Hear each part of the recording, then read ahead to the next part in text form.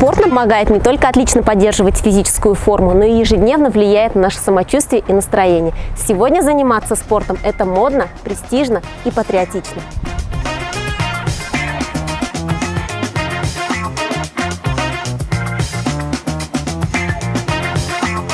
А мы продолжаем встречаться с людьми, которые имеют непосредственное отношение к жизнедеятельности нашего района. И в преддверии Дня физкультурника мы решили заглянуть в гости к начальнику отдела по молодежной политике, физической культуре и спорту Хайретдинову Руслану Ильдусовичу. Руслан Ильдусович, добрый день. Добрый день. Расскажите, пожалуйста, как начался ваш день, как ваш настрой? День начался как обычно, как с утра я делаю зарядку, заряжаюсь бодростью на целый день, и, конечно, уже с самого утра, как вы уже сказали, в преддверии Дня физкультурника, дела, заботы, то есть подготовка полным ходом к нашим мероприятиям, посвященным Дню физкультурника. Такое название отдела, и сразу напрашивается вопрос, что такое молодежная политика, чем занимаются специалисты этого отдела, и расскажите про свою команду. Вы правильно отметили, название должности подразумевает, тут даже молодежная политика первее идет физической культуры и спорта. Наша основная деятельность, она в основном и направлена на то, чтобы мы занимались именно с молодежью, будь то это какие-то мероприятия досуговые, может быть, патриотического направления в том числе, и, естественно, физическая культура и спорт, то есть как самые такие активные. Это у нас люди молодого возраста и подрастающее поколение. За молодежное направление у нас отвечает Ибрагимова Айгуль Альбертовна, главный специалист по работе с молодежью администрации нашего района.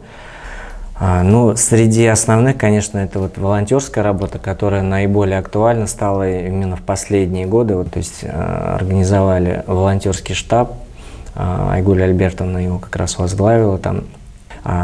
Еще одно такое, скажем так, немаловажное направление работы – это патриотическое воспитание.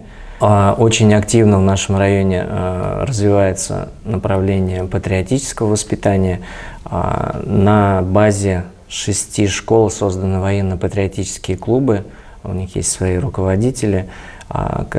Также члены этих военно-патриотических клубов вступают в ряды юноармейцев. Вся эта работа очень активно ведется у нас в районе и поставлена, скажем так, занимаются призовые места по республике, поэтому здесь хотелось бы отметить именно и это тоже направление.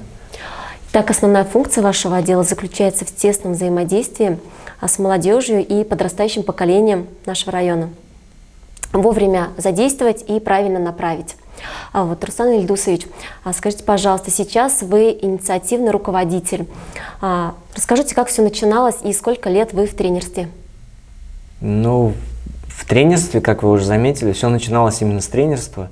Вообще все начиналось с того, что я сам спортсмен, скажем так, и с малых лет уже занимался футболом. У меня и отец был тренером по футболу, поэтому я уже со спорта, скажем так, дружу с детского сада. Со временем, то есть успел даже поиграть чуть в профессиональной команде, но это так, был такой опыт, то есть в какой-то момент уже пересмотрел свои взгляды на жизнь, какой-то переоценка произошла, и уже где-то больше внимания стал уделять учебе. Соответственно, учеба у меня тоже была. Это физкультурный факультет физической культуры Удмуртского государственного университета, и тоже, соответственно, дальше, как говорится, шел тоже уже по проторенной дорожке. Всю жизнь, можно сказать, связана была со спортом и с физической культурой. Скажите, вообще с какого возраста родителям стоит не просто задуматься, а именно могут они привести своего ребенка в спорт? Какие вообще секции существуют в нашем районе? Сейчас такое интересное время, что много возможностей для того, чтобы ребенка отдавать с самых малых лет, как мы уже шутим, скоро, наверное, уже из роддома будут выписываться, уже в какую-то секцию записываться, да? Шутки шутками, но мое мнение такое, что торопиться, загонять куда-то ребенка в обязательном порядке, я думаю, что не стоит. Хотя, если есть какие-то предрасположенности, интерес в первую очередь самого какого-то ребенка, можно попробовать, согласен. Футбол у нас считается как самый демократичный вид спорта, конечно. Туда можно там лет с 5, уже даже может с 4 кто-то отдает. Вот у нас сейчас на данный момент есть возможность с 5 лет принимать по футболу. Тэквондо тоже, я знаю, что у нас Радик Ильясович Сулейманов тоже, но там тоже индивидуальный подход уже, то есть не все так просто. А вообще, как бы изначально уже идет практика с 7 лет, ребенок идет в школу, он записывается в секцию, то есть это классический такой, да, поэтапный такой идет уже приобщение ребенка, то есть его развитие. Поэтому если родители могут себе позволить, они и сами могут ребенка в начале там, в детском садике тоже с ними работать, да, чему-то обучить, посмотреть, к чему он готов, как, что, куда-то направить.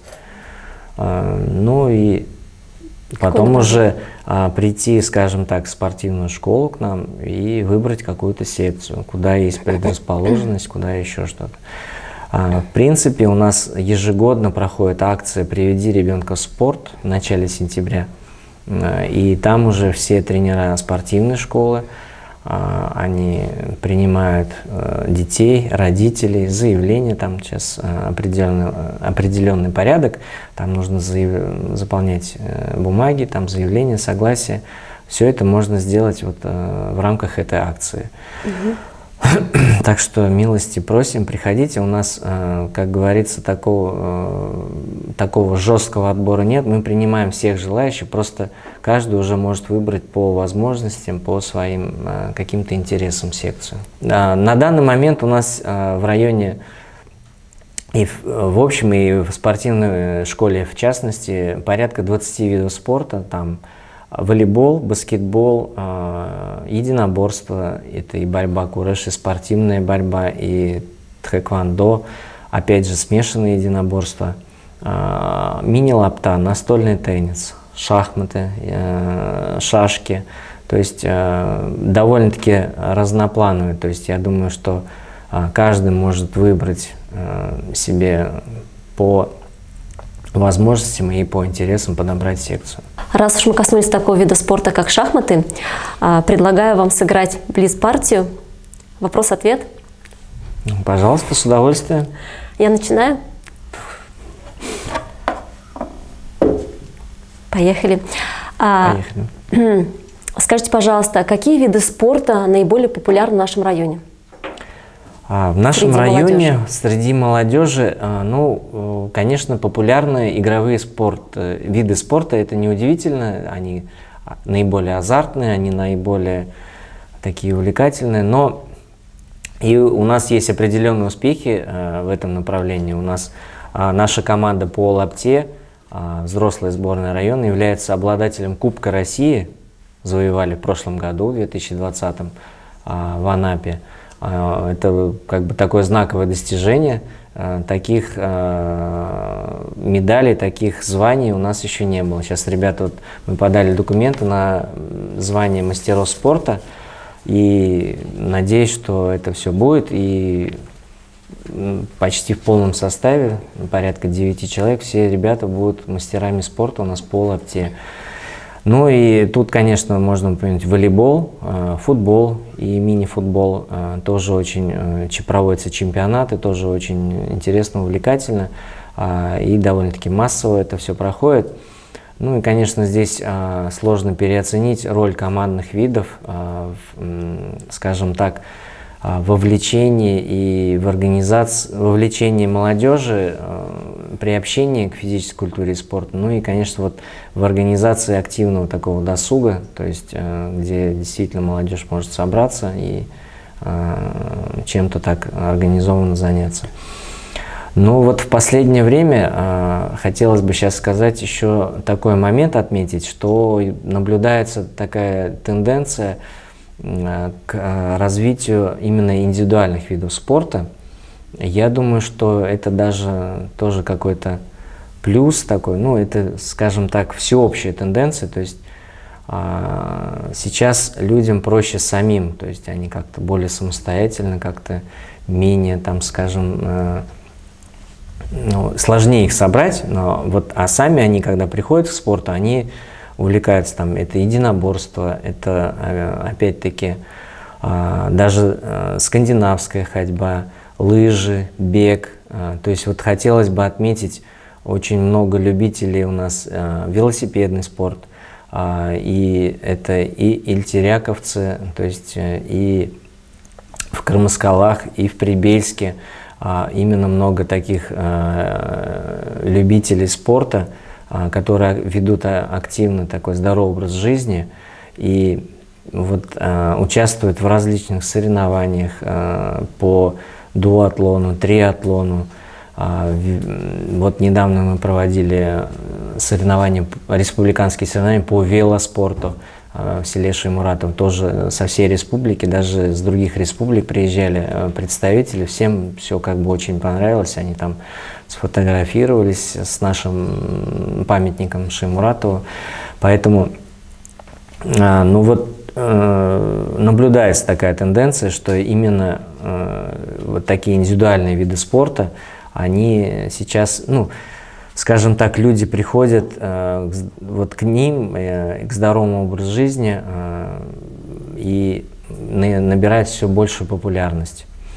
И вот хотелось бы, ну, причина это несколько, может быть, причин, но в первую очередь, я думаю, одна из причин таких основных, то, что определенная доступность спортивных объектов сейчас у нас, плюс эти спортивные объекты строятся, вводятся в строй спортивные площадки, дороги тоже приводятся в порядок, то есть для того же велоспорта, для бега тоже это всегда плюс.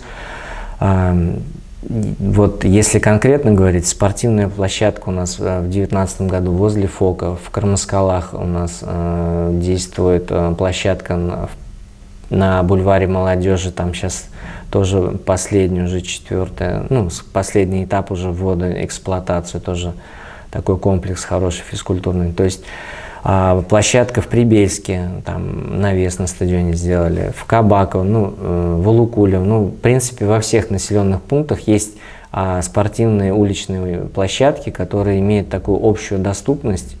И вот эта вот доступность, она, ну, дает возможность людям приобщиться даже где-то уже самостоятельно к спорту, прикоснуться, и вот через это уже как бы многие втягиваются, ведут здоровый образ жизни. То есть в этом такой очень хороший и позитивный момент хотелось бы отметить. Ну и дальше, если развивая тему, в этом как бы видится и такой большой потенциал. То есть если сейчас брать инфраструктуру, то есть у нас в районе как бы есть куда дальше расти. Ну, самый такой знаковый, конечно, это строительство бассейна, который у нас, ну, с тем или иным успехом все-таки, ну, откладывается каждый год. Сейчас вот ждем следующего года. Может быть, там уже, то есть было уже озвучено и на уровне правительства, что мы вроде как попадаем на следующий год.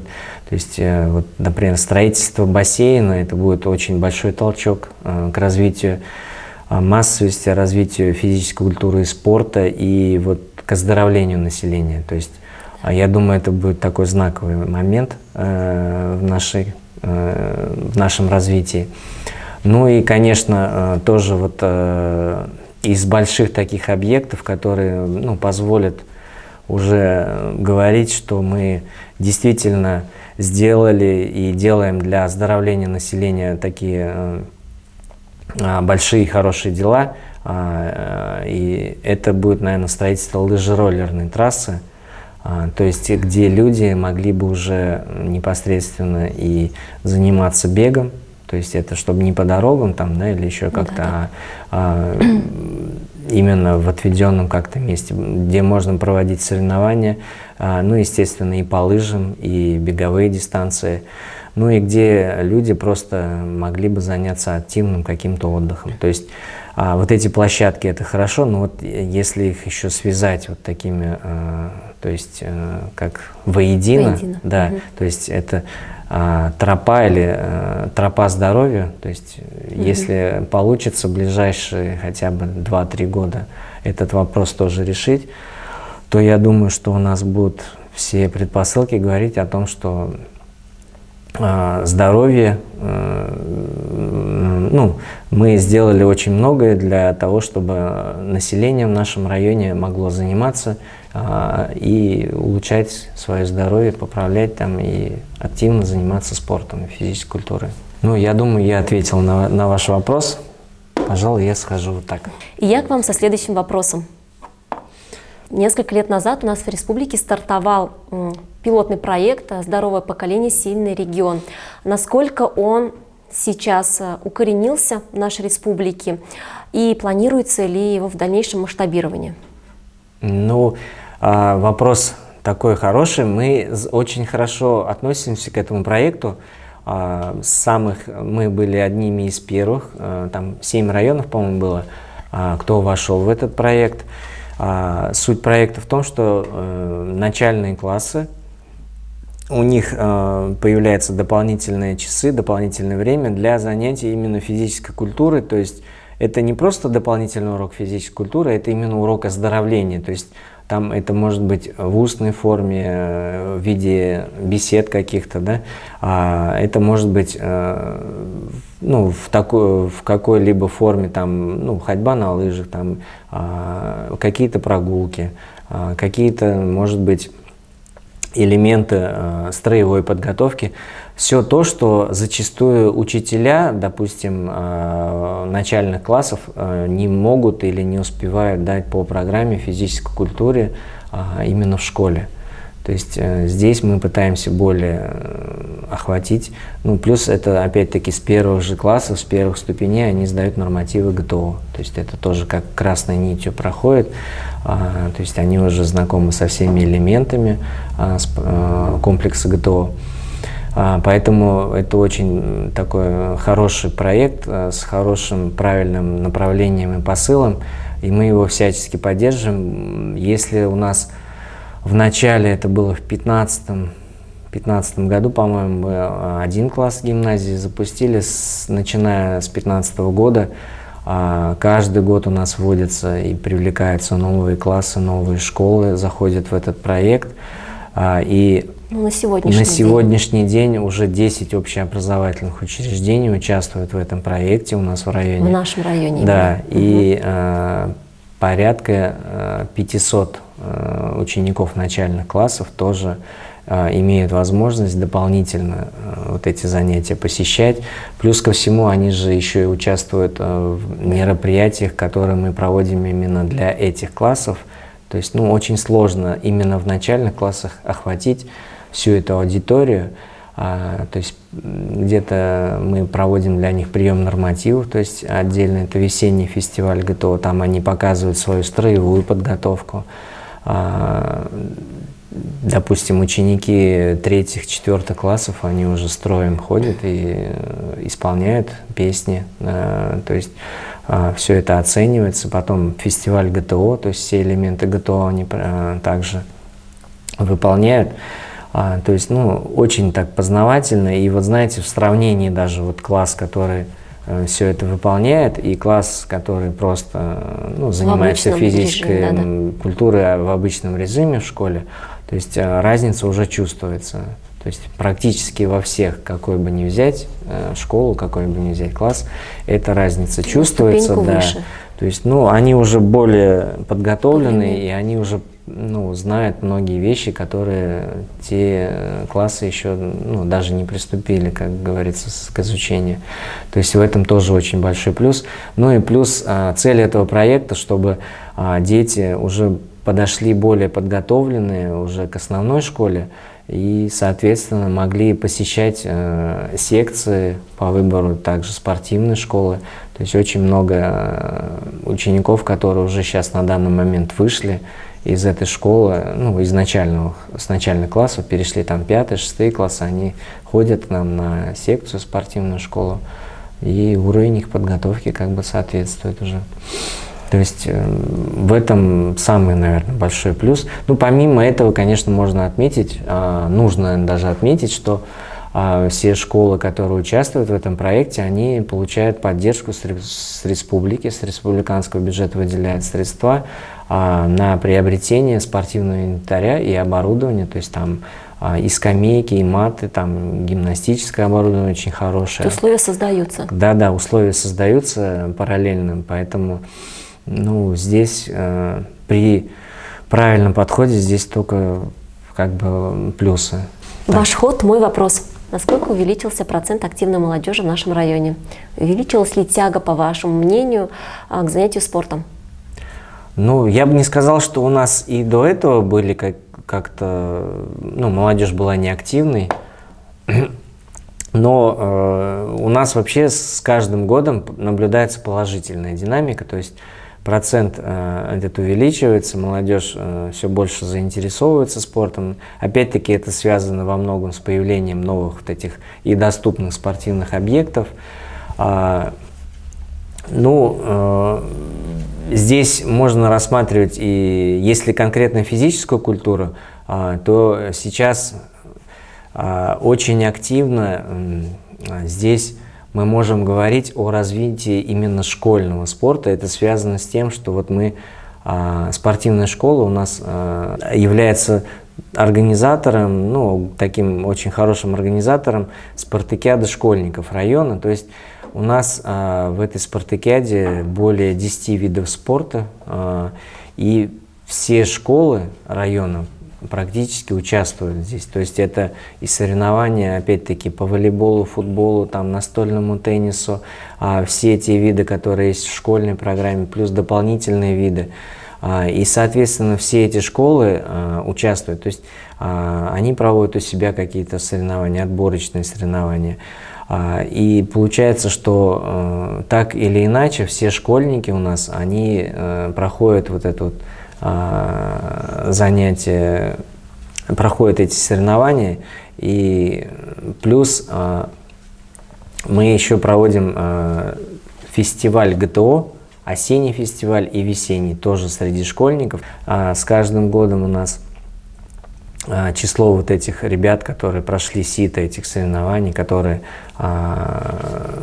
не понаслышке, скажем, знают, что такое физическая культура и спорт, оно растет, и они все продолжают, стараются активно заниматься спортом. Сейчас вот у нас есть группа 3-го поколения, они уже тоже стараются, и проводим и для них мероприятия, особенно на День пожилых людей, там скандинавская ходьба, потом оздоровительная гимнастика здесь в Фоке проводится тоже. Сейчас индивидуальные и частные вот эти тренировки тоже становятся очень популярны. Они тоже вносят свой вклад в развитие физической культуры и спорта у нас в районе. Мы, несмотря на достижение каких-то результатов и показателей, мы не можем сейчас остановиться. То есть нам тоже нужно постоянно искать, смотреть и привлекать все новые виды деятельности, новые какие-то перспективы. И поэтому мы, в принципе, всегда и открыты к диалогу в этом плане, всегда рады и помочь, и где делом, где советом. Дорогу осилит идущий. Руслан Ильдусович. Так. Сейчас я схожу быстренько. Вот так. На плечи вашего отдела под вашим руководством ложится не только ответственность за прививание здорового образа жизни молодому поколению, подрастающему поколению, но еще и прививание и воспитание гражданско-патриотических качеств. Вот именно с малых лет детям. И раз уж мы коснулись темы ГТО, расскажите, пожалуйста, как обстоят дела с этим? И с какого возраста вообще уже можно пройти тестирование? Так, ГТО, у нас функционирует муниципальный центр тестирования ГТО, он работает на базе спортивной школы, базируется здесь в Фоке, в физкультурно-оздоровительном комплексе ДЮСШ села Кармскалы, с 2015 года. На данный момент я являюсь его руководителем в том числе. И было время в 2017 и в 2019 году наш муниципальный центр тестирования по показателям занимал первое место в рейтинге вот этих муниципальных центров по Республике Башкортостан. Ну, опять-таки здесь работа спортивной школы в первую очередь, то есть тут и проведение, и судейство, прием нормативов ГТО. Но львиную долю тоже здесь опять-таки составляет школьники, обучающиеся в общеобразовательных учреждениях нашего района, но и взрослое население, там и старшее поколение мы привлекаем. Вот даже сейчас на День физкультурника у нас будет основным это прием нормативов ГТО. И вообще я отношусь к ГТО как к такому, скажем так, комплексу, ну, который действительно, вот как я уже говорил, много сейчас людей, которые индивидуально стараются заняться своим здоровьем. То есть он для каждого человека, он как определенная цель и показатель его физического развития, и он в комплексе оценивает, то есть различные физические качества, тут и выносливость, и сила, и гибкость, и быстрота.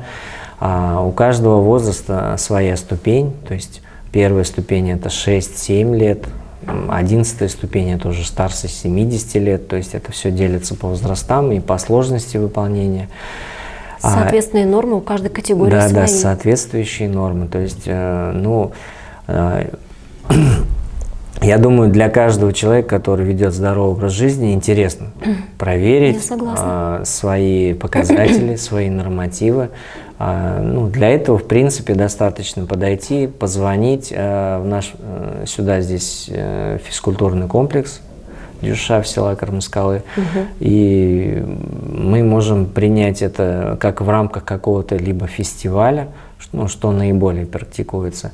Вообще можно и в индивидуальном порядке договориться, назначить время. Как правило, это у нас вторник, четверг, приемные дни. Основные нормативы принять мы можем здесь. Ну, куда можно обратиться вообще? В какой кабинет? Здесь, в ФОКе, там кабинет, номер я вам сейчас не скажу, вот просто кабинет ГТО, муниципального центра тестирования. Сейчас у нас новый главный судья Гатиатуллин Эльвир Рафитович, и можно к нему напрямую обратиться. И все это, главное там условие, чтобы быть зарегистрирован на сайте ГТО и иметь свой ID-номер.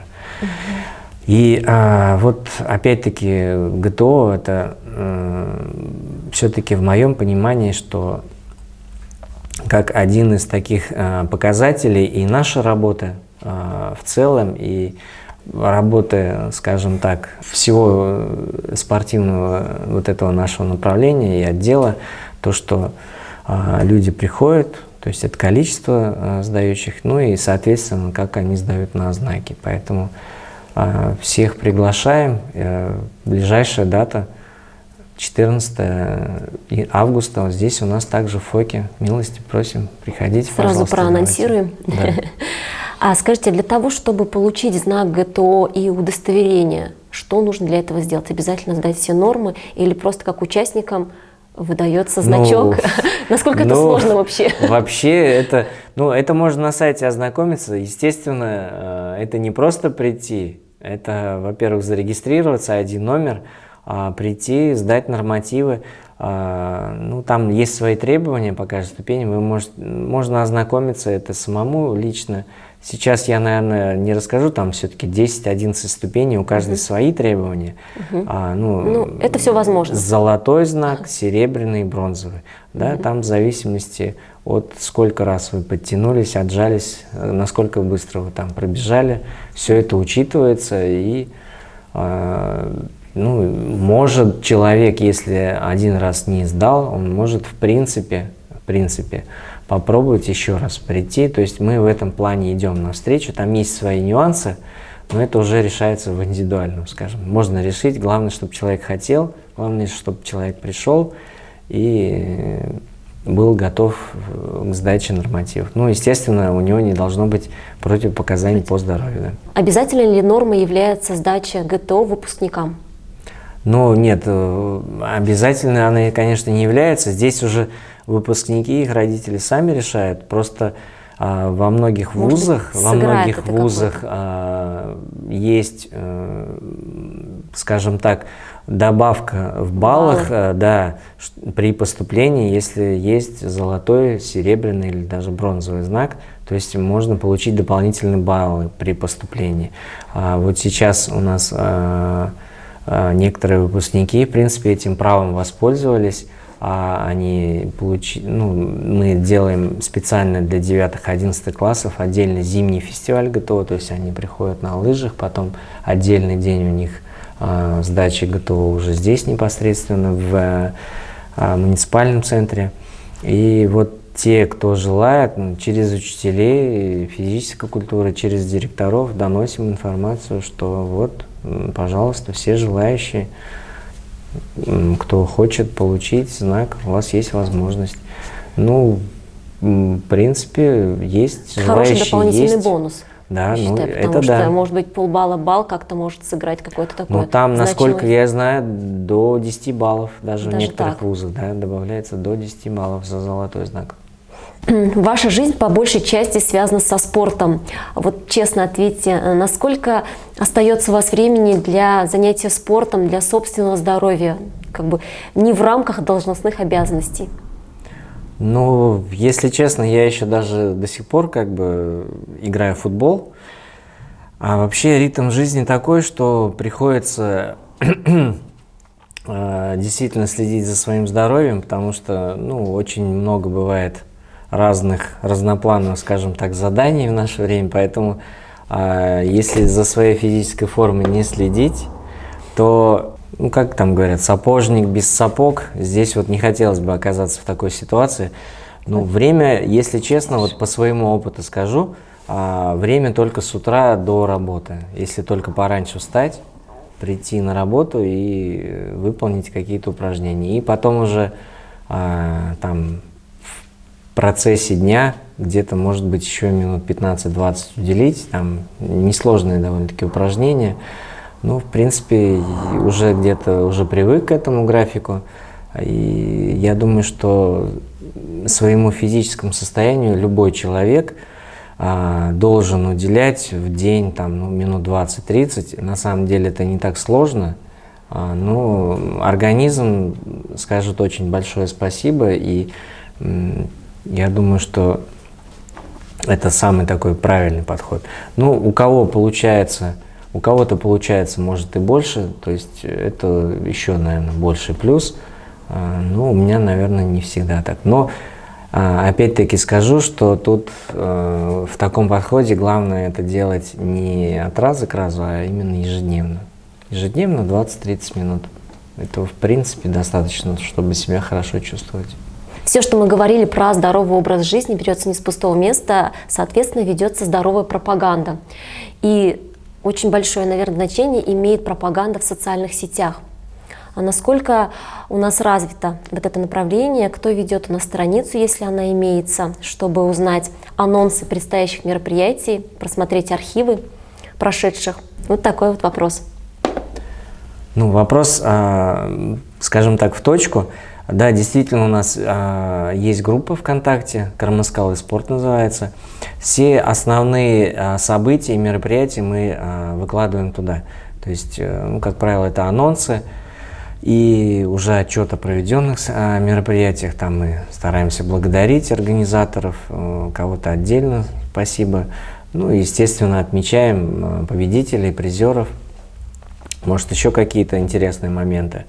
В принципе, группа ведется уже довольно-таки давно, то есть с 2013-2014 года, то есть там уже накопился довольно-таки уже приличный архив, которым мы, в принципе, и сами зачастую пользуемся, там и фотоматериалы.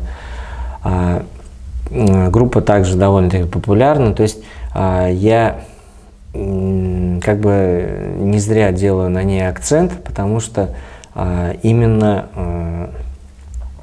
с этой группы как бы началась такая именно организованная работа по вот этому всему архивированию, всем этим мероприятиям, фотоматериалам, фотоархивам.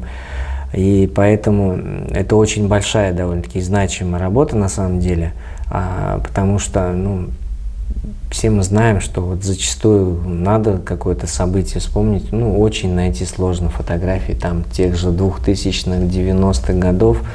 То есть я собирал в прошлом году на День пожилых людей, фотовыставку мы делали, очень обрывочная такая довольно-таки информация. Буквально приходится по этим восстанавливать, по разговорам там очевидцев, там, ну, фотоматериал тоже чуть несколько ограничен, поэтому вот этого хотелось бы избежать, и вот здесь это очень получается удачно. Но по группе не всегда, наверное, не в полном объеме, не вся, может быть, информация туда попадает. Здесь могу в данный момент и на себя где-то ответственность взять, то есть в основном информацию пропускаю я туда, ну, плюс Наиль Курмангалиевич Базаргулов, несколько человек. Но здесь такой фактор, вот, например, что касается анонсов, допустим, весь 2020 год вообще с этим было сложно, там было много ограничений, и поэтому там не каждое мероприятие, то есть с ограничением зрителей, не каждое мероприятие можно было вообще анонсировать, скажем так. Мы проводили в основном для спортсменов и для участников, поэтому... вообще, как бы, большие мероприятия, фестивали спортивные, фестивали здоровья мы, как правило, анонсируем, то есть они всегда на свободном доступе.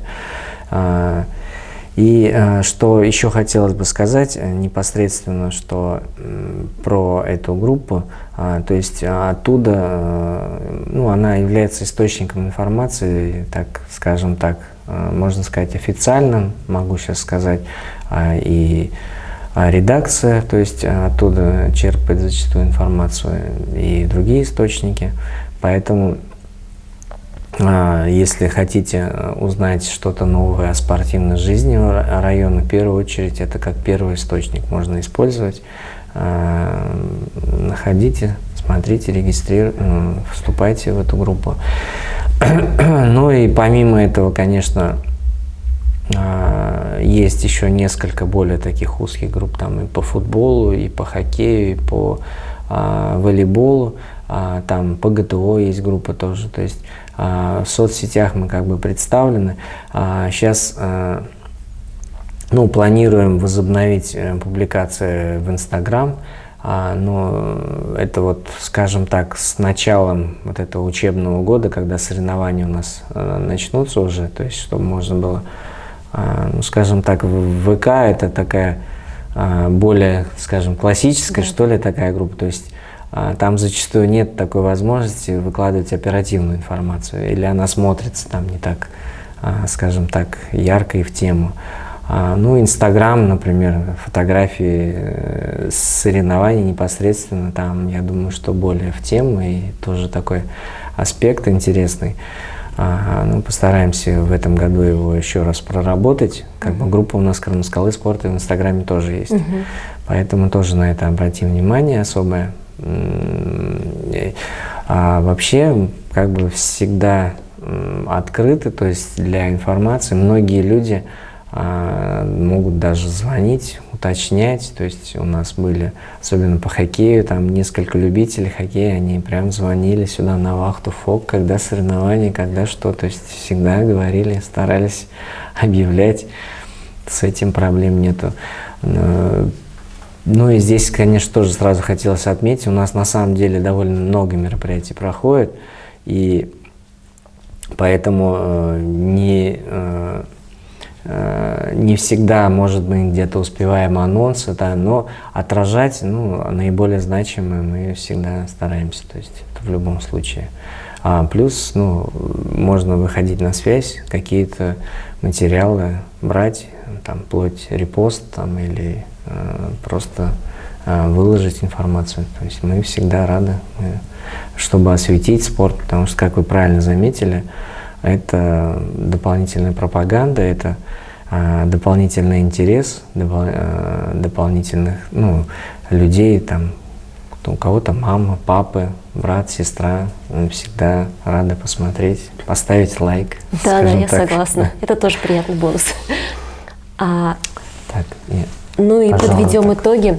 Все мы отчетливо, прекрасно, конечно, понимаем, что спорт в ежедневности – это не только отличная возможность поддержания своей физической формы, но и, соответственно, и хорошего настроения, какого-то тонуса.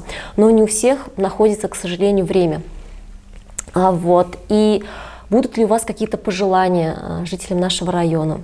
Как вообще замотивировать для того, чтобы люди чаще обращали внимание именно на вот этот вот пункт в своей жизни?